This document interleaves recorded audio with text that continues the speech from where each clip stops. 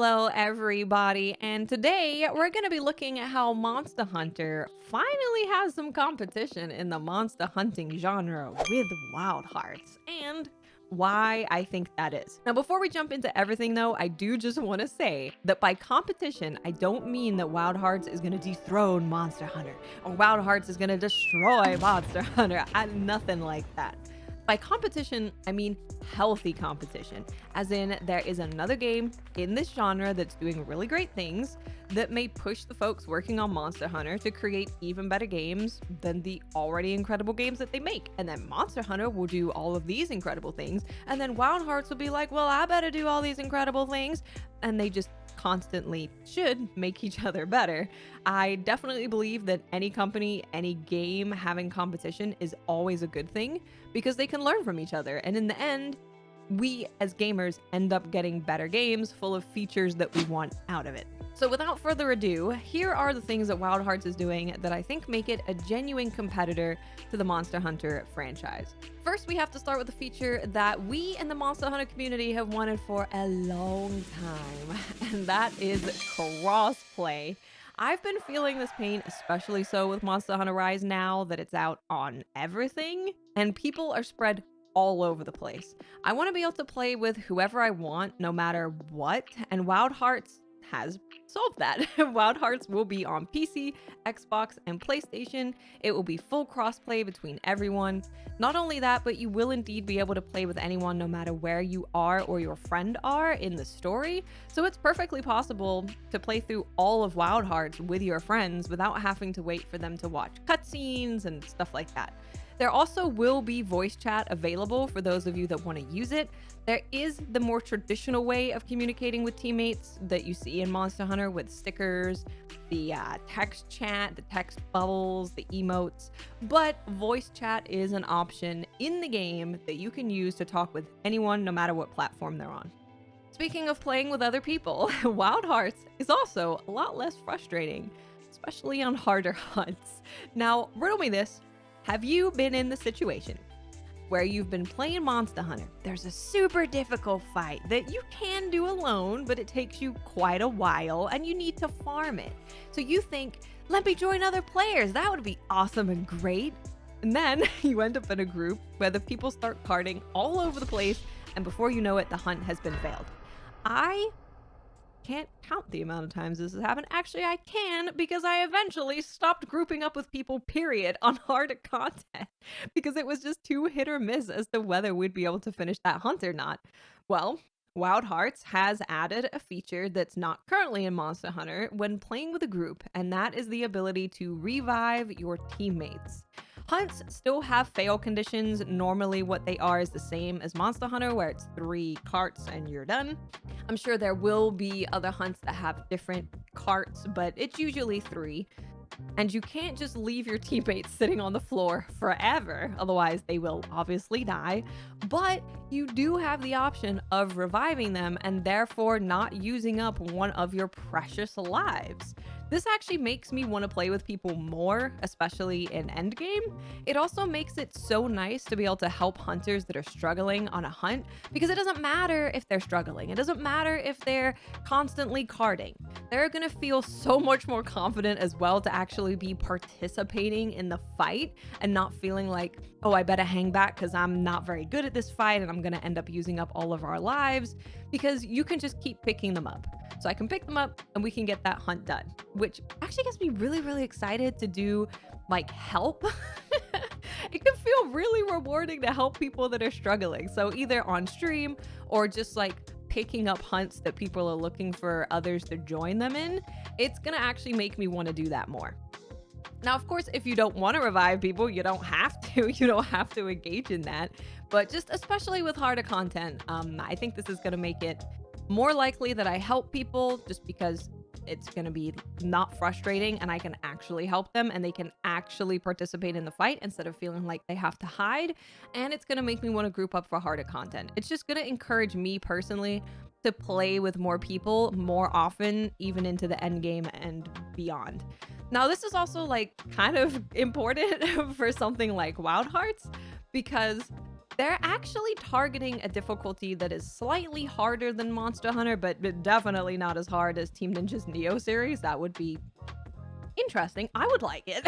I don't know if it would be very popular though, but this is just going to save a lot of frustration. So I really appreciate that. You can now play with your terrible friends and not have to feel like you got to say, yeah, no, I'll be right back when you need to get a hunt done. You can play with everyone. It's great. The next thing that I think is a pretty big deal is accessibility. And I mean that in all ways, in terms of accessibility of brand new Monster Hunter genre players being able to get into Wild Hearts, accessibility of settings, accessibility of understanding the game, which I guess is the first point, accessibility of story. I mean it in many, many different ways. Wild Hearts has done quite a few things that make the game easier to get into than Monster Hunter, the first of which is something that I mentioned in our last video, but they allow you to get into the action right away. They give you a very basic tutorial on how you move, here's how you attack, here's how you build your first katakuri building block, and then they let you just go out there and have fun and enjoy the game. There's not actually many tutorials before you head out onto your first actual hunt, which I found to be very, very nice. Also, when you're trying out a new weapon for the first time, or maybe you're just trying to feel out which weapon you want to use, every time you craft a new weapon for the first time, a tutorial will pop up that you can read if you want to. But if you don't want to do any reading, there's a training dummy that you can walk through a step-by-step of here are your basic combos, here are your combo moves with different katakuri, and it takes you through all of it. You don't need to sit there and read a blog post about the weapon if you don't want to, because training has everything you need to know. Of course, there are tutorials to read because they need to have some way to have us understand systems, but there's absolutely way less than in a Monster Hunter game. A great example of this is the way that you learn new combination of katakuri to build either the big wall or the big hammer. They show you how to do this during a fight. Katakuri combos will pop up on your screen, time will slow down a little bit, and they teach you that combination during combat. It's not a tutorial pop-up, which I personally just find to be more engaging than having to read everything to understand. I just very much so appreciated that Wild Hearts was teaching me about the game through gameplay. And then if I wanted to read, I could go back and read the tutorial if I wanted to, but you can understand basically everything about Wild Hearts just from playing the game. Heading out on hunts is also easier to understand. I know that the choosing the right food thing to eat in Monster Hunter can be a little bit overwhelming for some people, especially those that are new to the genre. They don't know what they should eat or what effects they should be going for. In Wild Hearts, it's a bit more simple. You can bring up a menu to select which food to eat, and it tells you the exact amount of skill you'll gain from it. Like, for example, health boost +7, attack boost +5%, etc. This simplifies eating to boost whatever stats you want quite a bit, and you also can eat anywhere on the map as long as you're not in active combat at the time. So if you leave town or you leave your camp without eating, you can literally just walk by, pick up a berry, pop it in your mouth, and get powered up. This also means that you don't need to return to town or to return back to camp in order to start out on a new hunt and be fully buffed up with your food, because you can just stay in the open biome, you can pop your food and boost your stats, which is really nice. For those of you that do want a deeper hunting prep or deeper system in regards to eating, there are various things that you can build to really refine your stats, such as a pickling jar or a place to try out ingredients, enhancing effects, or adding new ones. So you can choose if you want to interact in the simple way with the eating system, or if you want to go a bit deeper, the option is completely yours. But the simplified version is definitely a lot less overwhelming for people getting into this genre. And they are going to just see this little menu and they're gonna be like, oh, this gives me health, I'm gonna choose that. Oh, this gives me like 2 defense points, I'm just gonna choose that. It makes it just a lot more simpler. But of course, if you want to double down and get complicated with the pickling, and you can do that. Unlocking camps is also another thing that I want to bring up, and I honestly do prefer the way that unlocking camps happens in Wild Hearts than Monster Hunter. Coming from the lazy and forgetful person especially, In Monster Hunter, you usually have to find the specific camp on the map, and then you will unlock a quest to take down certain monsters or something like that to fully unlock the camp. In Wild Hearts, there are camp locations around the map that the game will recommend to you, but you can also just set up a camp wherever the hell you want. It's really just as simple as building a tent, and there you go. So if you find a really beautiful part of the map, or if you find a place that you think is going to be really easy to traverse to various different other parts of the map, you can just build your camp there if you want to. There are no restrictions on you building your camp. And then you can decorate it, you can set up zip lines going to and from your camp. And of course, these also do act as fast travel points. So I have them littered all over the place because eventually you will see like, okay, well, this monster's territory tends to be over here. This monster's territory is over here. So I think a camp is going to be really great right here. And then I can jump up on my little wind machine, pull out my helicopter and fly on right over there. I really do love that. It feels very customizable to what I want as a player, how I want to traverse the map. Do I want to use my little car thing, my little wheel car? Do I want to use zip lines?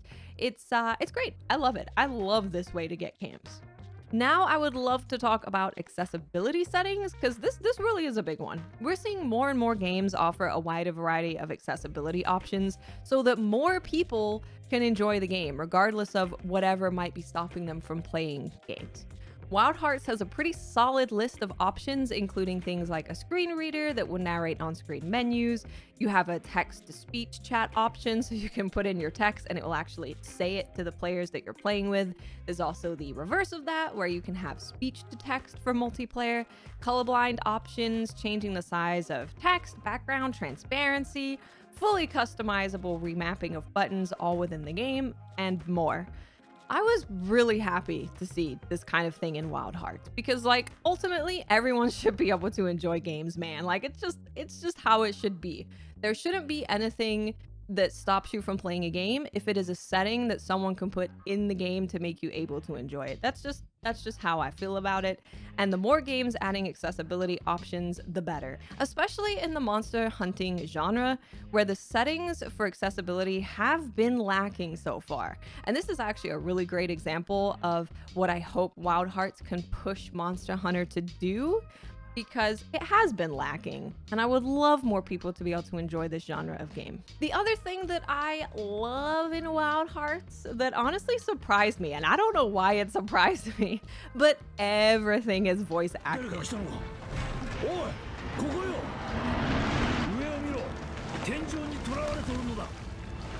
No matter who you talk to, they will be voiced, whether it's the main story in a cutscene or a main character that you're just speaking to, a side quest character, or even just people that you walk by in town.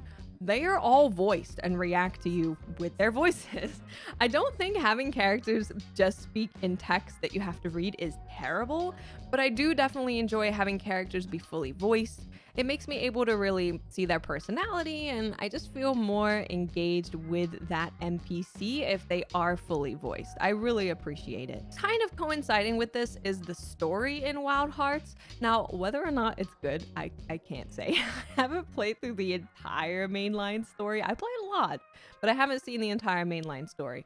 But there is quite a lot of story content between the cutscenes and the characters speaking to you, which I think is a great thing because I can't tell you the amount of times that someone new to Monster Hunter says to me, "So what the hell is the story?" Or "This story isn't very good." And everyone in my Twitch chat just says, "LOL, Monster Hunter players don't care about story." Which seems to be quite confusing to new players coming to the genre because they're like, well, there's cutscenes and there's people talking, so why are we not expecting this to be more? And I think with the characters being fully voice acted, extensive cutscenes and dialogue between all of the characters that you're going to be interacting with, I think it does make it a more understandable story or a more engaging story because of that. And you'll have to let me know when the game is out. But I really do appreciate things being fully voice acted. It's very, very nice. All of these things is why at the beginning of the video I said that Monster Hunter has competition. Again, not because Wild Hearts is gonna dethrone Monster Hunter. That would be very difficult with how long that game has been around. But because there are things in Wild Hearts that Monster Hunter hasn't done yet, such as crossplay and the wider accessibility options.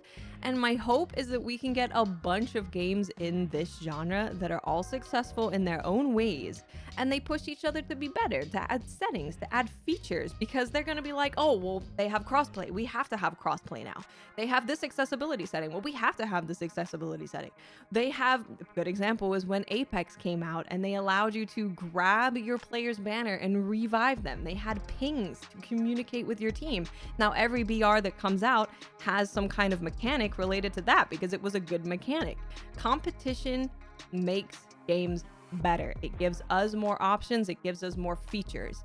So I really hope that we can get more successful games in this genre because the genre is so freaking fun. It's already incredible. Imagine how incredible it could be with multiple studios working on this type of game. Now that's exciting. So I'm just really, really happy that someone has created another hunting style game that I am personally obsessed with. I am living and breathing Wild Hearts, and I cannot wait for release. I can't wait to hunt with all of you guys. I can't wait to not yell at you for carding. I'm just gonna be like, it's cool, man. I got you. I can revive you. Thank you guys so much for watching. I'm hoping to be able to open the floodgates with all of the footage that I have soon and really break down everything for you. Trust me, as soon as I can, I shall. But thank you so much for watching this video, and I hope you have a fantastic day. Bye.